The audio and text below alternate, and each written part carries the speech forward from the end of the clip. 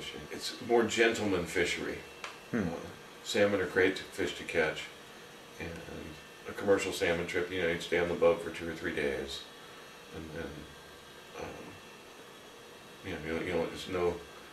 there's nothing real hazardous about it. It's, it's like camping out. Go out there and fish for 3 or 4 days, and then unload your fish.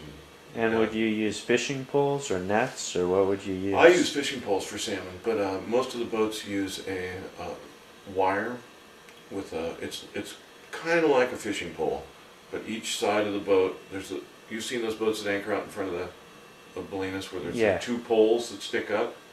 They call sticks, and off of those poles there's 3 lines off of each pole, and each line might have 4 or 5 hooks on it. So if you and I were fishing together, you'd fish one side of the boat and I fish the other side of the boat, and we each run 3 lines, 5 hooks each, 15 hooks each we're running. So you're trolling along at a couple miles an hour, dragging baits or lures. And when you get a salmon, you see it on the wire goes up to a spring. And when you get a fish, you see the spring start to, they call it a pumper.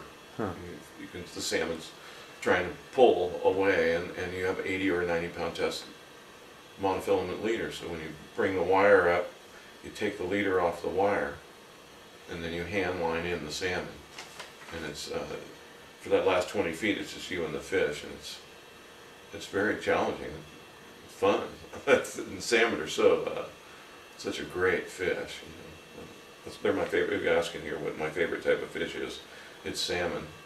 For one, I like eating them. For 2, they're beautiful. And for 3, they're smart. And the biggest ones always get away.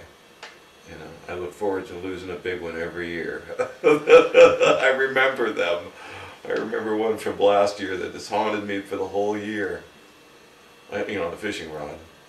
I played it for 45 minutes and got a good look at it 2 or 3 times. About how big would you say it was? Hard to say. Bigger than 40 pounds, I know that. I've caught them 40 pounds. I've caught them 50 pounds. But when you lose them, that's another thing. You never know. Could have been 70, could have only been 40. But it was a real honest to God fish, and like the superior being prevailed. Just wasn't me. Fish outsmarted me, man. I was, it was everything I could do. But that's great. That's what I like fishing for them. Big ones get away. It makes it, again, it's fun. I'm not out there to kill every fish. I let them go. If I get like you were catching those pregnant perch, if I get a big, what we call a gravid female, a female that's full of eggs or something like that, I'll let them go. So, what else? What are my favorite locations to fish? Not going there. I tell you, Cordell Banks. That's my favorite place on the whole planet to go fishing. Cornell Banks? Cordell Banks, that place I fish out of Bodega Bay. I have another boat in Bodega Bay now. Oh. The one I built myself. And that's just an amazing place to fish. Not only with the whales and everything are a sideshow, the fishing is what's. You can put a line with 80 or 90 hooks on it and get, in 60 seconds, have 80 or 90 fish on there. Wow. The only thing that takes time is reeling them up out of 600 or 800 feet of water. Like I said, I'll show you some pictures. There's hardly any places on the globe that I can think of that you can do that. So would you say the fish are declining around Bolinas, or? Depends on what species. If you look at, like I always point out to people, in the Bolinas Lagoon, 25 years ago there was only 30 seals in there at the peak in June and July, and now there's 400. How, if the fish have declined so much, how is it that a top predator like a seal can have a population boom like that? Yeah. It would lead you to believe that the ocean actually had more fish in it now, and maybe it does. Certain species that people don't pursue are flourishing. you know. There's even species like the salmon. We chase those things all over the ocean, and they're doing great. The last couple of years have been, you know, actually we've had quite a few since 1988. It's a long time. It's been great salmon fishing. Do the hatcheries have anything to do with that, or? They're the only reason. The hatcheries are the only reason there's any salmon, because we've dammed every river, and they need the river. Every river is basically a gravestone for a salmon run. The Sacramento San Joaquin river system before white man came here was probably, you know, walk on the salmon. It was, you know, just like the Columbia River, I imagine. There's 130 dams on the Columbia River alone. You imagine how many there are in the Sacramento and San Joaquin system. Feather River, every single one of them has dams, multiple dams. And the fish come up, and if it wasn't for the hatcheries on all those tributaries, we wouldn't have any salmon here. I think they're all hatchery fish, just about.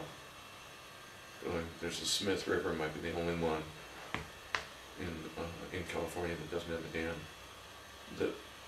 The Chinook salmon spawn. The tragedy that I see as as an aging fisherman, is that the way the regulations are going, it looks to me like in 20 years we won't have any small boat fishermen anymore.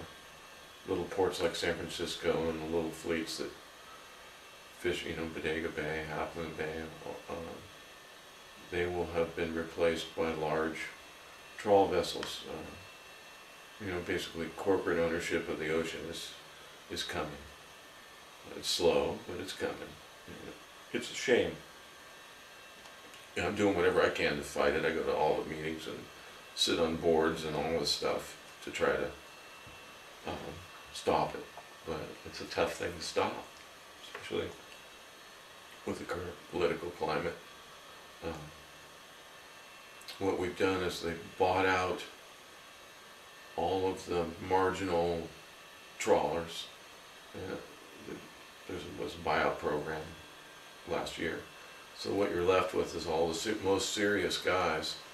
And as I look at the fish that I catch with a hook and line, they've basically regulated us out of business. We don't get a share of the fish anymore. The federal government says that only trawl boats can catch these kind of fish that we used to catch with hooks. And that doesn't seem to make any sense as far as the environment goes or the health of the small ports go. And are the trawl boats the ones with the nets? Or? Yeah. There's there's catching fish with a hook, and then there's catching fish with a net that it's like a gill net that you set out that just tangles a fish. If the fish swims into it, it tangles it. That's what a gill net is. And a trawl net is a net that's towed behind a boat, and there's two steel doors that are opposed to each other, so as the boat goes forward the doors spread and the net's behind those doors. So the door, like a 1,000-pound steel door, is dragged along the bottom of the ocean at an angle, so it's holding the throat of the net open.